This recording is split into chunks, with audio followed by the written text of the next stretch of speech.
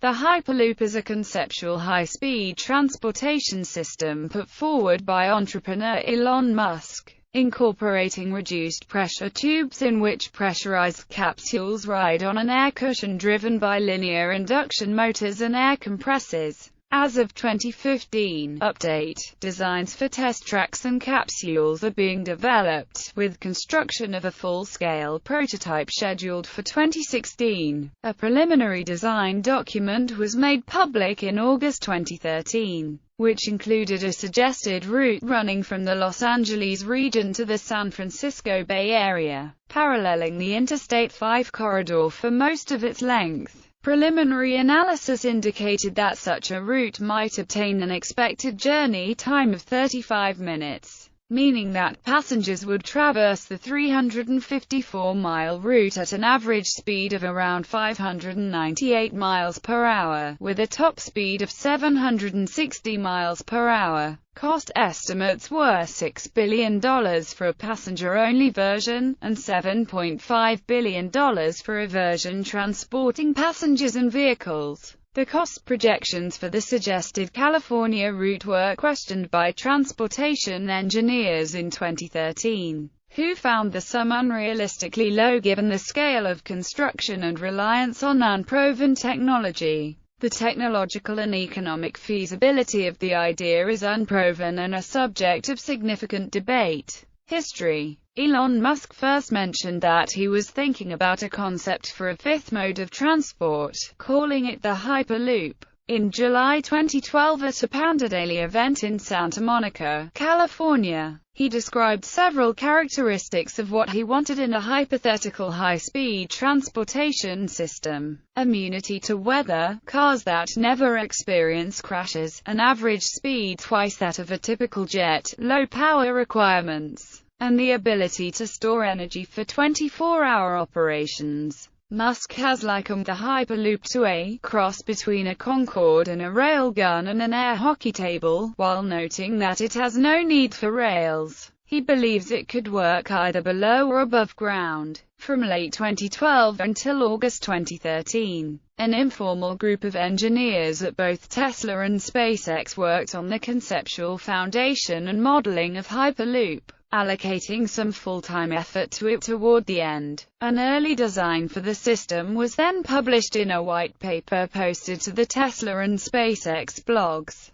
Musk has also said he invites feedback to see if the people can find ways to improve it. It will be an open-source design, with anyone free to use and modify it. The following day he announced a plan to construct a demonstration of the concept. In January 2015, Musk announced that he would construct a Hyperloop test track, which may be located in Texas. The track would be a loop of around 5 miles in length and would be entirely privately funded. It would allow university and private teams to test and refine different transport pod designs. In June 2015, SpaceX announced that it would build a 1-mile-long test track to be located next to SpaceX Hawthorne facility. The track would be used to test pod designs supplied by third parties that are entered into a design competition. Construction on a 5-mile Hyperloop test track is to start on a Hyperloop Transportation Technologies-owned site in Key Valley in 2016. Theory and operation. Developments in high-speed rail, and in high-speed transport more generally, have historically been impeded by the difficulties in managing friction and air resistance,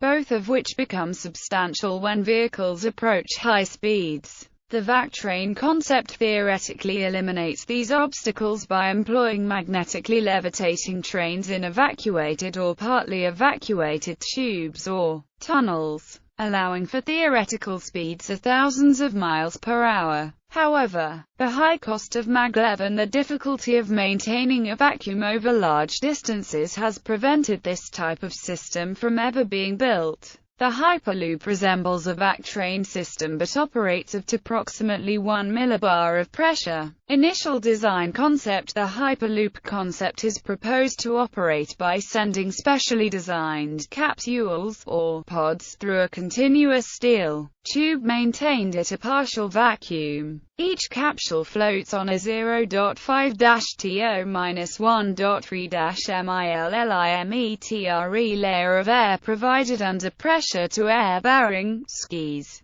Linear induction motors located along the tube would accelerate and decelerate the capsule to the appropriate speed for each section of the tube route. With rolling resistance eliminated and air resistance greatly reduced, the capsules are theorized to be able to glide for the bulk of the journey. In the Hyperloop concept, an electrically driven inlet fan and air compressor would be placed at the nose of the capsule in order to actively transfer high-pressure air from the front to the rear of the vessel, resolving the problem of high-speed transport in a tube that is not a hard vacuum, wherein pressure builds up in front of the vehicle, slowing it down. A fraction of the air is shunted to the skis for additional air pressure, augmenting that gain passively from lift due to their shape. In the alpha level concept, passenger-only pods are to be 2.23 meters in diameter and projected to reach a top speed of 760 miles per hour so as to maintain aerodynamic efficiency. The design proposes passengers experience a maximum inertial acceleration of 0.5 grams, about 2 or 3 times that of a commercial airliner on takeoff and landing.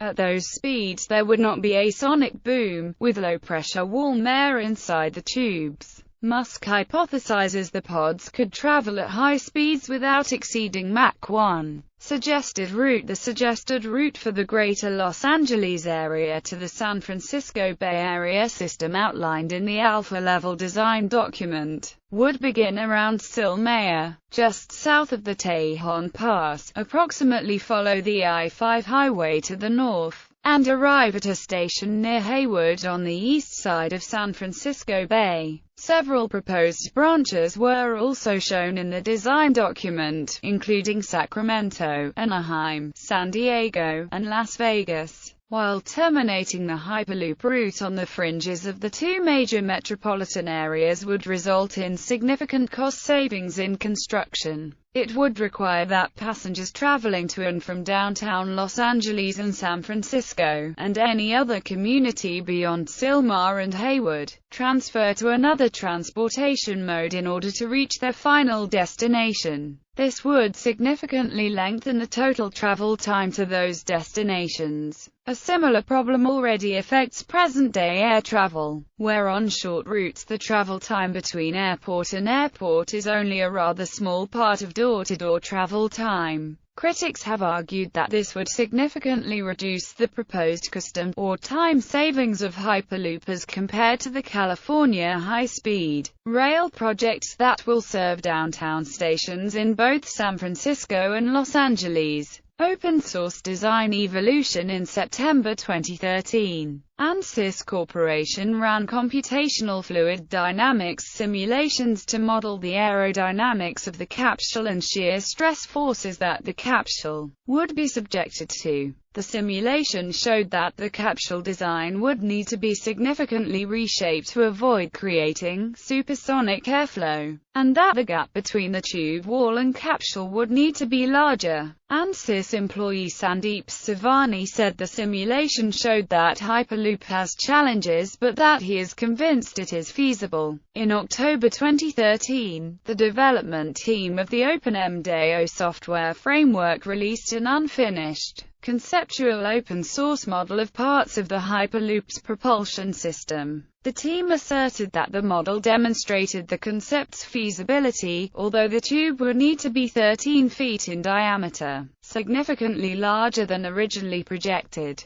However, the team's model is not a true working model of the propulsion system, as it did not account for a wide range of technological factors required to physically construct a Hyperloop based on Musk's concept, and in particular had no significant estimations of component weight. In November 2013, MathWorks analyzed the proposal's suggested route and concluded that the route was mainly feasible. The analysis focused on the acceleration experienced by passengers and the necessary deviations from public roads in order to keep the accelerations reasonable. It did highlight that maintaining a trajectory along I-580 east of San Francisco at the planned speeds was not possible without significant deviation into heavily populated areas. In January 2015, a paper based on the NASA OpenMDAO open-source model reiterated the need for a larger diameter tube and a reduced cruise speed closer to Mach 0.85. It also recommended removing onboard heat exchangers based on thermal models from the interactions between the compressor cycle, tube,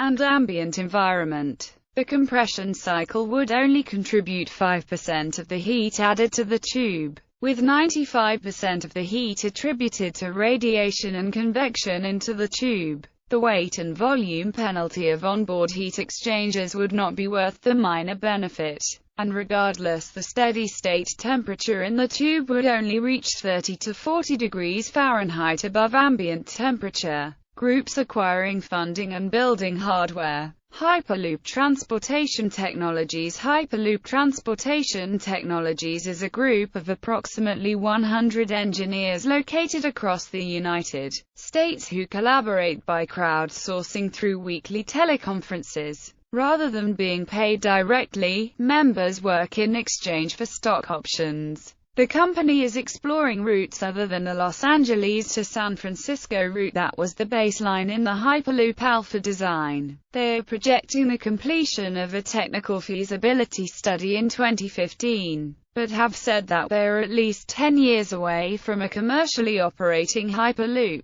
HTT announced in May 2015 that a deal had been finalized with landowners to build a 5-mile test track along a stretch of road near Interstate 5, between Los Angeles and San Francisco. Later in 2015, HTT announced partnerships with Alicon-labeled Vacuum and AECOM to assist in the development and construction of the test track, located in the planned community of Key Valley, beginning in November 2015 and estimated to take 32 months to complete at a cost of $150 million.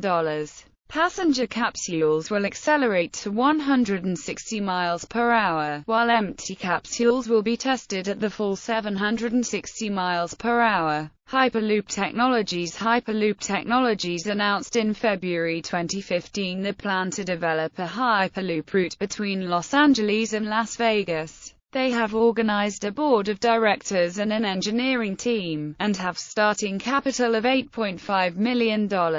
SpaceX funded prototype track. On June 15, 2015, SpaceX announced that they intended to hold a Hyperloop pod design competition, and would build a 1-mile-long subscale test track near SpaceX headquarters in Hawthorne, California, for the competitive event. The competition may be held as early as June 2016. SpaceX stated in their announcement, neither SpaceX nor Elon Musk is affiliated with any Hyperloop companies. While we are not developing a commercial Hyperloop ourselves, we are interested in helping to accelerate development of a functional Hyperloop prototype. The competition was announced on June 15, 2015, and more than 700 teams had submitted preliminary applications by July. Detailed competition rules were released on August 20, 2015. Intent to compete submissions were due September 15,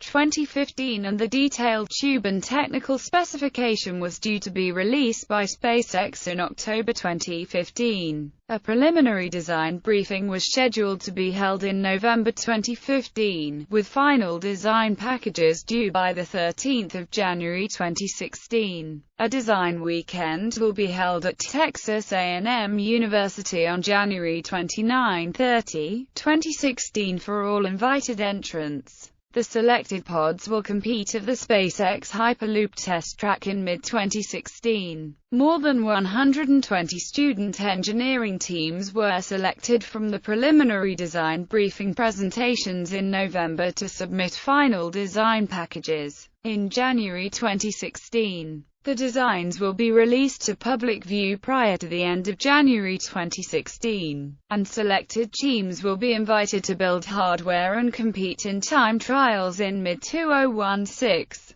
Human factors considerations. Some critics of Hyperloop focus on the experience, possibly unpleasant and frightening, of riding in a narrow, sealed, and windowless capsule inside a sealed steel tunnel that is subjected to significant acceleration forces, high noise levels due to air being compressed and ducted around the capsule at near-sonic speeds, and the vibration and jostling. Even if the tube is initially smooth, ground shifting due to settling and ongoing seismic activity would inevitably cause distortion. At speeds approaching 900 feet per second, deviations of even 1 millimeter from a straight path would add considerable buffeting and vibration. With no provisions for passengers to stand, move within the capsule, use a restroom during the trip, or get assistance or relief in case of illness or motion sickness. Political and economic considerations.